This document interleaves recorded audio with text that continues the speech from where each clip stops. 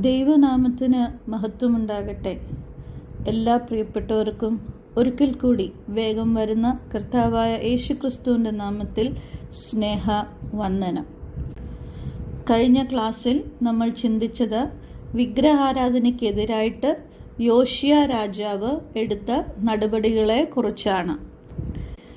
നമ്മുടെ ജീവിതത്തിലും ഏതെങ്കിലും വിധത്തിലുള്ള വിഗ്രഹങ്ങളോ അതോ ദൈവത്തിന് അനിഷ്ടമായുള്ള ഏതെങ്കിലും കാര്യങ്ങളുണ്ടെങ്കിൽ അത് മാറ്റുവാൻ ദൈവം നമ്മളെ സഹായിക്കട്ടെ. കിദ്രോൻ താഴ്വരയെക്കുറിച്ച് നമ്മൾ കഴിഞ്ഞ ക്ലാസ്സിൽ ചിന്തിക്കുകയുണ്ടായല്ലോ. ആ വാക്യങ്ങൾ ഒന്നുകൂടെ വായിക്കാം. 2 രാജാക്കന്മാർ 23 അധ്യായത്തിൻ്റെ 6 വാക്യം.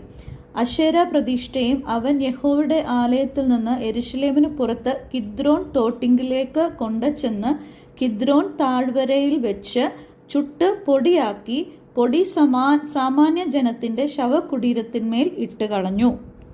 പിന്നീട് 12 വാക്യത്തിന്റെ അവസാന ഭാഗം, ബലിപീഠങ്ങളെയും രാജാവ് തകർത്ത് അവിടെ നിന്ന് നീക്കി അവയുടെ പൊടി കിദ്രോൻ തോട്ടിൽ ഇട്ട് കളഞ്ഞു.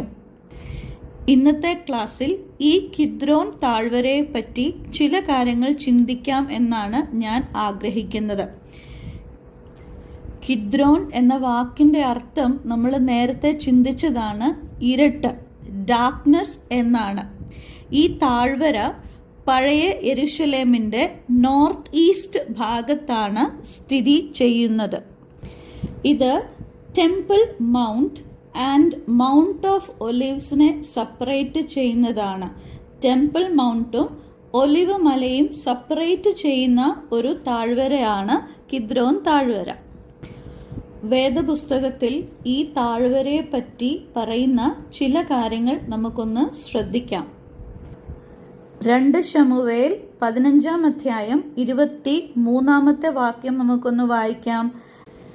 ദേശത്തൊക്കെയും വലിയ കരച്ചിലായി, ജനമെല്ലാം കടന്നുപോയി.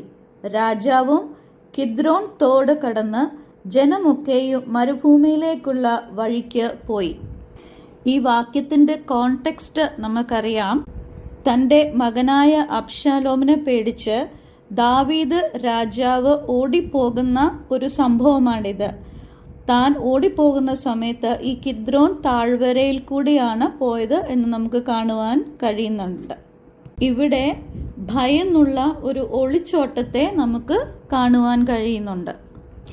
ഇനി നമുക്ക് 1 രാജാക്കന്മാർ 15:13 ഒന്ന് വായിക്കാം. തൻ്റെ അമ്മയായ മയാഖാം അശേരയ്ക്ക് ഒരു മ്ലേച്ഛ വിഗ്രഹം ഉണ്ടാക്കിയിരുന്നത് കൊണ്ട് അവൻ അവളെ രാജസ്ഥാനത്തിൽ നിന്ന് നീക്കിക്കളഞ്ഞു. ആസ അവളുടെ മ്ലേച്ഛ വിഗ്രഹം വെട്ടിമുറിച്ച് കിദ്രോൻ തോട്ടിനരികെ വെച്ച് ചുട്ടുകളഞ്ഞു. പിന്നീട് 2 ദിനവൃത്താന്തം 29:16 വാക്യം.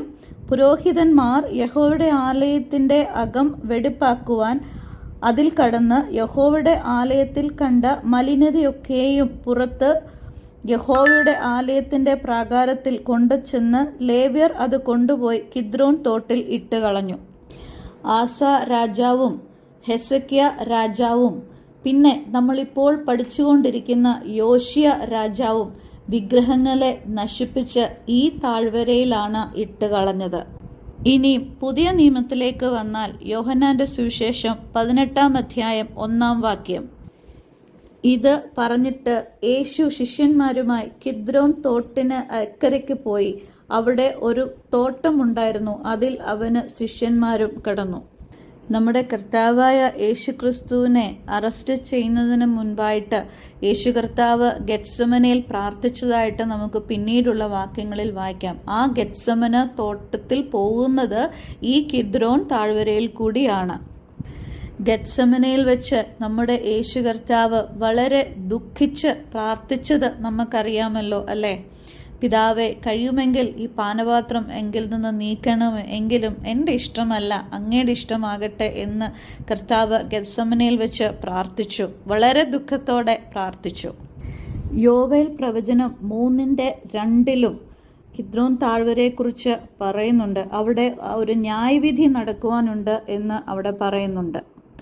അങ്ങനെ കിദ്രോൻ താഴ്വരയെക്കുറിച്ച് നമ്മൾ പഠിച്ചാൽ സങ്കടത്തിൻ്റെയും ന്യായവിധിയുടെയും ഒക്കെ ഒരു സ്ഥലമായി ഇതിനെ കാണാം. എന്നാൽ യെരമ്യാ പ്രവചനം 31:40 നമുക്കൊന്ന് വരാം. അവിടെ ഒരു വ്യത്യാസം നമുക്ക് കാണുവാൻ കഴിയും. ശവങ്ങൾക്കും വെണ്ണീരിനുമുള്ള താഴ്വര മുഴുവനും കിദ്രോൻ തോട് വരെയും കിഴക്കോട്ട് കുതിരവാതിലിൻ്റെ കോണുവരെയും ഉള്ള നിലങ്ങൾ മുഴുവനും യഹോവയ്ക്ക് വിശുദ്ധമായിരിക്കും. അതിനെ ഇനിയും ഒരു നാളും പറിച്ചു കളയുകയുമില്ല, ഇടിച്ചു കളയുകയും ഇല്ല. This Kidron valley will become holy to the Lord. ഇവിടെ ഒരു മാറ്റം വരുവാൻ പോകുന്നു. പ്രിയ സഹോദരിമാരെ, പാപങ്ങളാലും അതിക്രമങ്ങളാലും മരിച്ചവരായിരുന്ന നമ്മളെ ദൈവത്തോടടുക്കുവാനോ ദൈവസന്നിധിയിൽ ചെല്ലുവാനോ യാതൊരു യോഗ്യതയും ഇല്ലാതിരുന്ന നമ്മളെ കാൽവറി കുരിശിലെ യാഗത്താൽ തൻ്റെ മക്കളാക്കി തീർക്കുകയും 1 പത്രോസ് 2:9 പറയുന്നത് പോലെ നമ്മൾ അന്ധകാരത്തിൽ നിന്ന് തൻ്റെ അത്ഭുത പ്രകാശത്തിലേക്ക് നമ്മളെ വിളിച്ചവൻ്റെ സൽഗുണങ്ങളെ ഘോഷിക്കുവാൻ തക്കവണ്ണം തിരഞ്ഞെടുക്കപ്പെട്ട ഒരു ജാതിയും രാജകീയ പുരോഹിത വർഗവും വിശുദ്ധ വംശവും സ്വന്ത ജനവുമായി നമ്മളെ തീർത്തിരിക്കുകയാണ്. ആ കർത്താവിൻ്റെ സ്നേഹം എത്രയോ വലുത്. കിദ്രോൻ താഴ്വരയിൽ കൂടി കടന്നു ചെന്ന് ഗെത്സമനയിൽ അതിദുഃഖത്തോടെ കരഞ്ഞ്, മാത്രമല്ല കാൽവരി കുരിശിൽ നമുക്ക് വേണ്ടി യാഗമായി തീർന്ന നമ്മുടെ കർത്താവിനെ നമുക്ക് ഓർക്കാം. നമ്മളെ രക്ഷിച്ച ആ മഹാസ്നേഹത്തെ, നമ്മളെ തൻ്റെ മക്കളാക്കി തീർത്ത ആ മഹാസ്നേഹത്തെ ഓർക്കാം. നമുക്കവനെ സ്തുതിക്കാം. അവൻ്റെ നാമം ഇന്നും എന്നേക്കും മഹത്വപ്പെടുമാറാകട്ടെ.